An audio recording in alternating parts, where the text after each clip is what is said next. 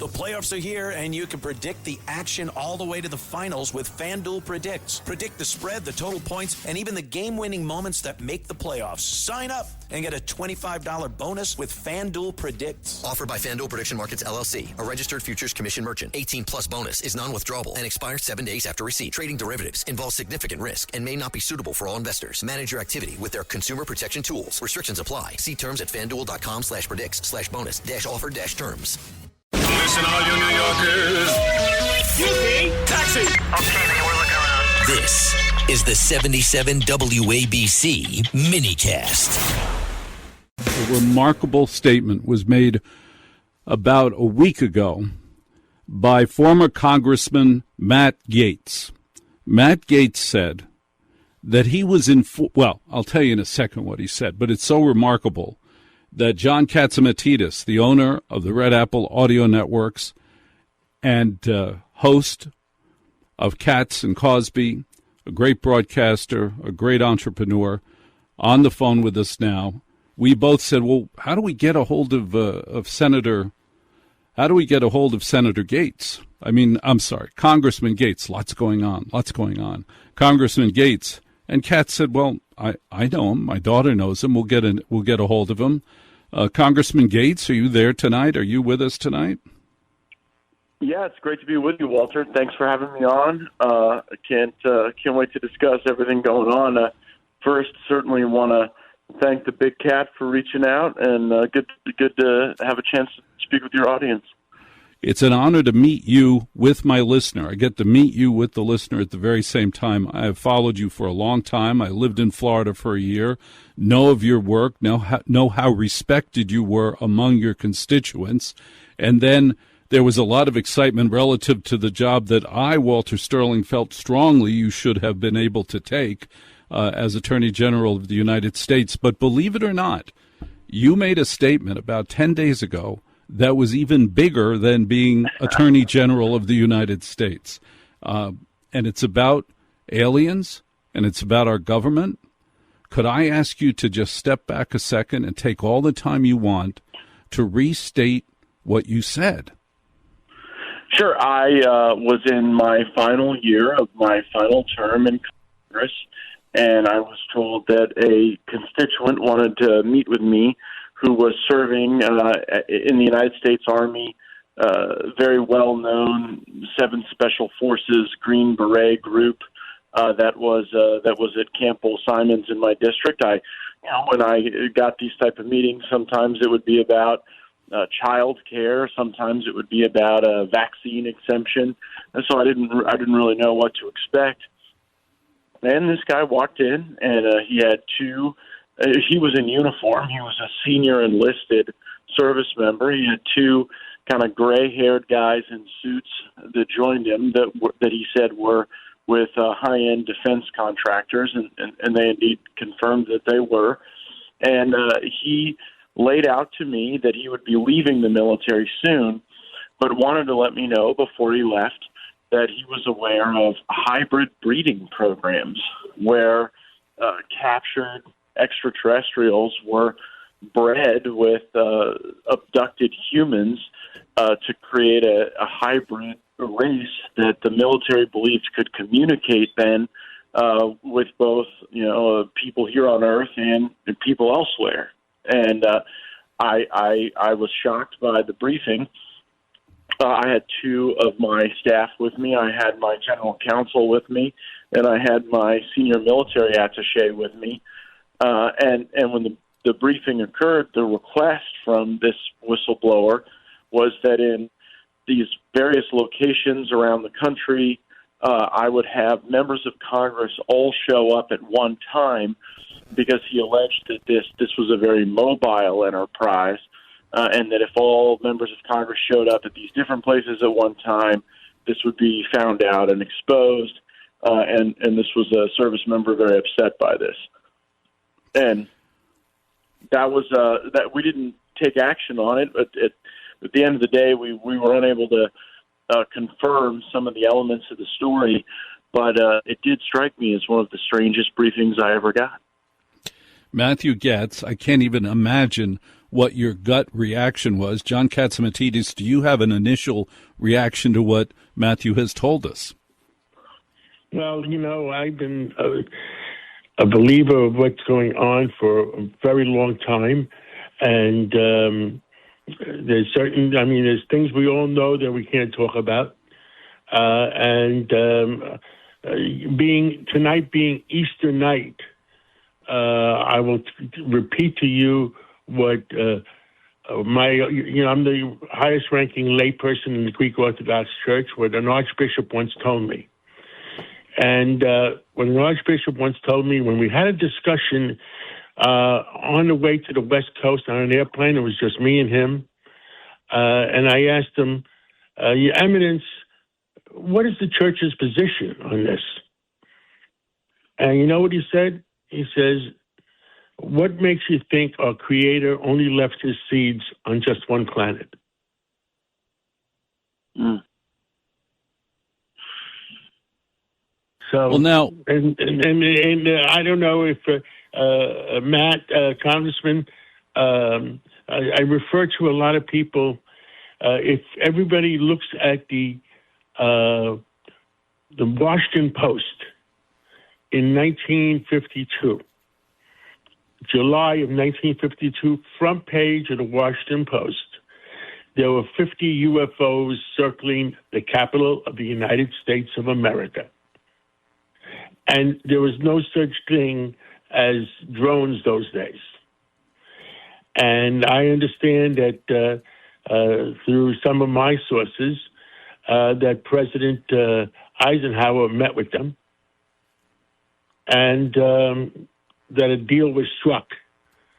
And you haven't seen him circling the Capitol at all in the last since then. And I don't know exactly what the deal was, but I do know that a committee was set up by President, whether it was Truman or Eisenhower, I don't know. But one of the people on that committee was Herbert, President Bush at that time, whatever his position was, the head of the CIA or whatever. Whatever they called it, maybe it wasn't called the CIA in 1952. Congressman Gaetz, when you were told this about alien hybrid, human hybrid experiments being done by the government, you said some of it was not confirmable. What was confirmable? What part of that story were you able to say, oh, that's true, we found this out, that's true?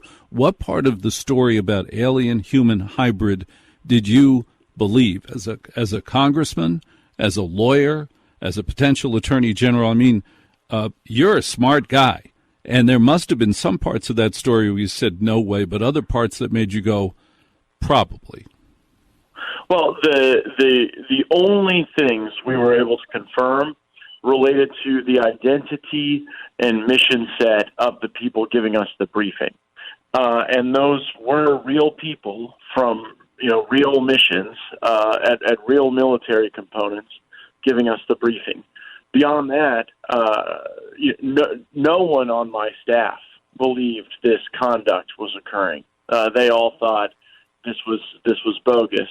I have to say, at times I wondered if I was being punked in some way. But what makes it hard to discount, Walter, is how challenging it's been to get just basic information. When we have asked about craft recovery, which has occurred, we get the runaround. When we want to interview pilots who've had encounters, the military goes to extraordinary lengths to keep those folks away from us. And now we see that, I guess the two things you don't want on your LinkedIn are that you are an Iranian negotiator or someone who's been anywhere around UAP research, because you end up missing pretty quickly with either of those professions currently.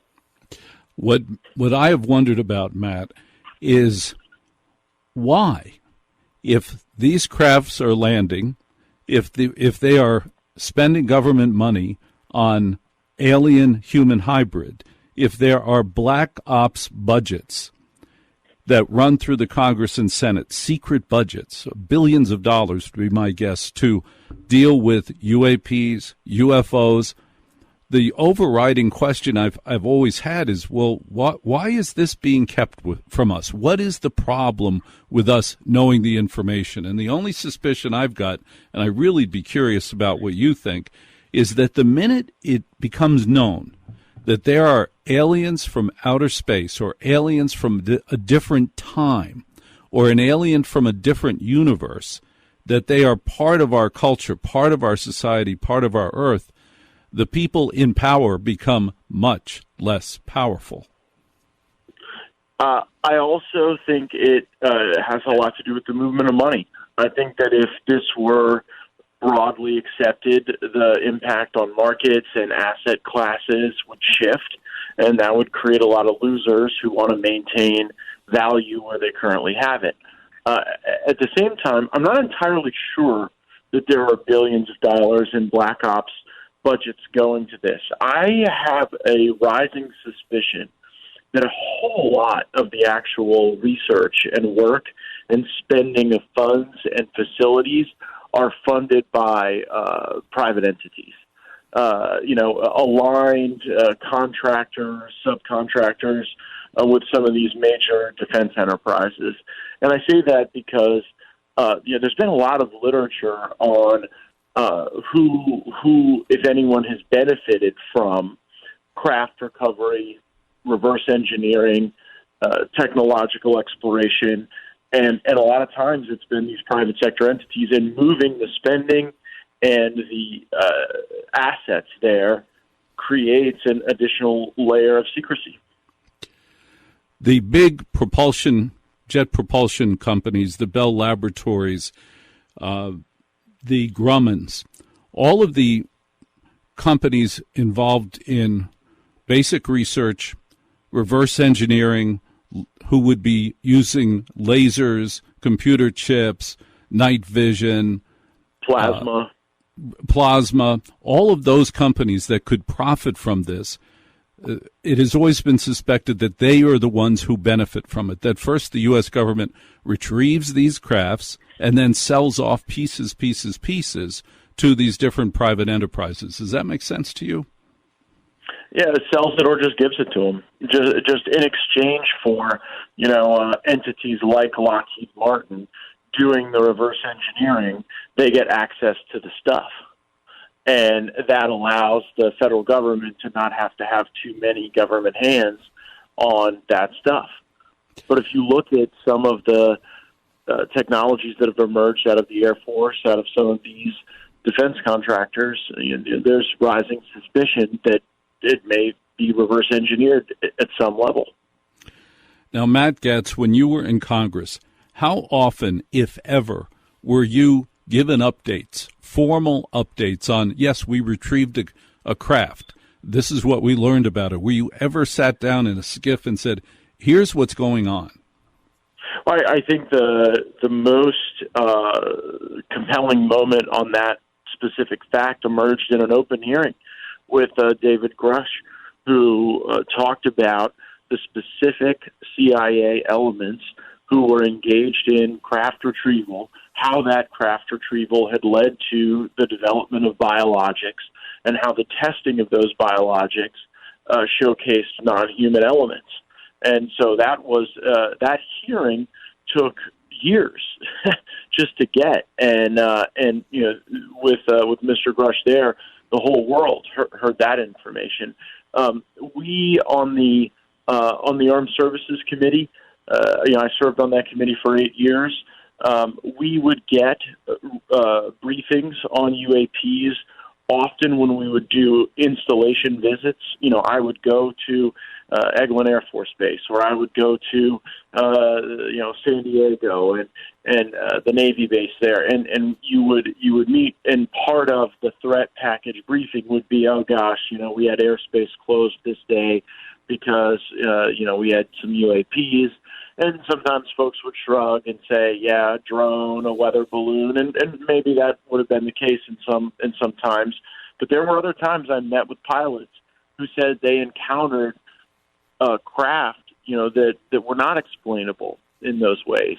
And sometimes getting to those pilots was very challenging through the military leadership.